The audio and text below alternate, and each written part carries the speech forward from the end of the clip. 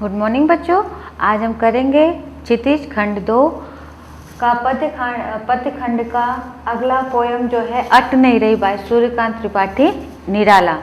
तो अगर हम इस कविता की बात करें तो इसमें जो कवि है वो हमें प्रकृति के बारे में बताने की कोशिश कर रहे हैं। तो सबसे पहले हम वो सार देखेंगे, जो कविता का सार है, जो कवि है वो हमसे बताना चाहते हैं। तो कह रहे हैं कि निराला जी ने अपनी इस रहस्यवादी कविता में फागुन मास की सुंदरता का वर्णन किया है।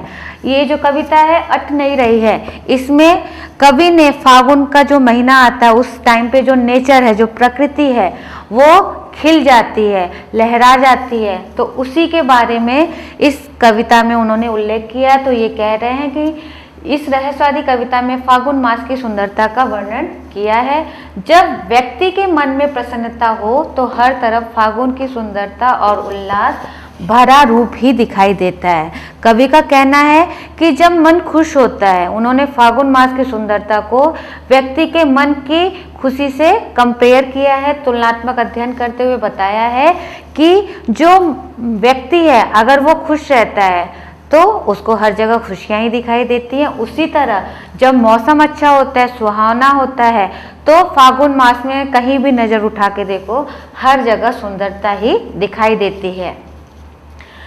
क्या कह रहा है कवि? कवि को सारी प्रकृति में सुंदरता फूटती सी दिख रही है, उसके कोने कोने में सुगंध प्रतीत होती है। कवि का कहना है कि जो सारी प्रकृति है ना, यहाँ पे सुंदरता जो है वो निखर निखर कर बाहर आ रही है। प्रकृति के हर कोने में जो है सुंदरता भरी हुई है, जिसकी वजह से जो इस प्रकृति की सुंदरता है उसमें जो नए नए फूल खिले हैं उनकी खुशबू से वो सारा जो वातावरण है उस जंगल का, उस वन का, उस बगिया का, वो खुशबू से भर गया है। इससे मन में तरह तरह की कल्पनाएं जन्म लेती हैं। तो जब इतनी सुंदरता हमारी आंखों के सामने हो तो क्या होता है, मन भी उतना ही हर्ष से भर जाता है और मन में भी नई नई इच्छाएं जाग जाती हैं। पेड़ नए नए पत्तों से लद गए हैं तो कहीं केवल कोपलों के रूप में लाल हैं। कवि कहता है कि जब फागुन मास में जो पर्यावरण है या जो हमारी प्रकृति है वो इतनी निखर जाती है कि हर जगह हमें हरियाली ही दिखती है। तो कहीं जो पेड़ हैं जो क्या कहते हैं गर्मी में, ग्रीष्मावकाश में सूख से जाते हैं, वो इस मौसम तक आते आते नई पत्तियों से भर जाते हैं। तो उनका वो कह रहे हैं कि कहीं तो वो हरे हरे पत्तियों से लदे हैं, कहीं उनमें कलियां खिल गई हैं और कहीं कहीं उनमें फूल भी निकल आए हैं, जिनकी खुशबू प्रकृति के हर एक कण में, हर एक कोने में बसी पड़ी है। तो इसीलिए कवि का कहना है कि ये जो सुंदरता है प्रकृति की, उसने मन को बहुत ही ज़्यादा क्या कर दिया है, सम्मोहित कर दिया है, और ये प्रकृति जो है बहुत ही खूबसूरत और सुंदरता से भरी पड़ी है। अब हम कविता का पाठ करेंगे, लेकिन उसके पहले कुछ शब्दार्थ हैं जिससे कि आपको ये कविता समझने में आसानी हो। कि अट का मतलब होता है समाना, आभा चमक, नभ आकाश, उर हृदय, मंद धीमी, पुष्पमाल यानी फूलों की माला, पाट पाट जगह जगह, शोभाश्री यानी सौंदर्य से भरपूर, पट यानी समा नहीं रही।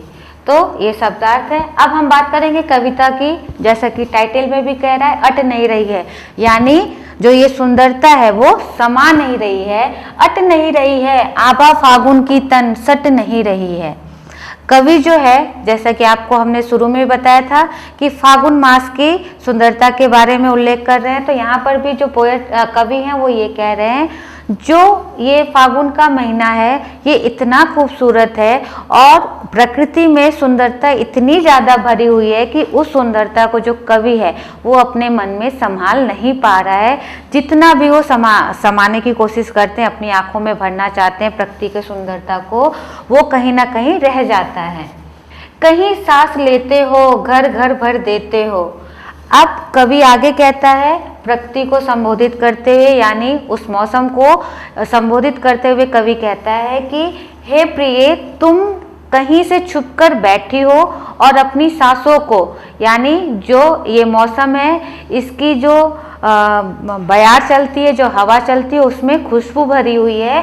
तो कवि कहता है कि जो तुम हो वो छुप कर, यानी ये जो फागुन मौसम है, कहीं छुप कर अपने सांस के द्वारा जो खुशबू छोड़ रही है वो पूरे प्रकृति में भर गई है। और उस मोहक खुशबू से जो कवि का मन है वो कैसा हो गया है, वो उड़ने को नभ में तुम पर कर देते हो। यानी उस खुशबू से जो सारी प्रकृति भर गई है और कवि का जो मन है वो बहुत ही ज्यादा क्या हो गया है, मतलब नए नए रंग देख रहा है, कल्पना लोक में उड़ा जा रहा है।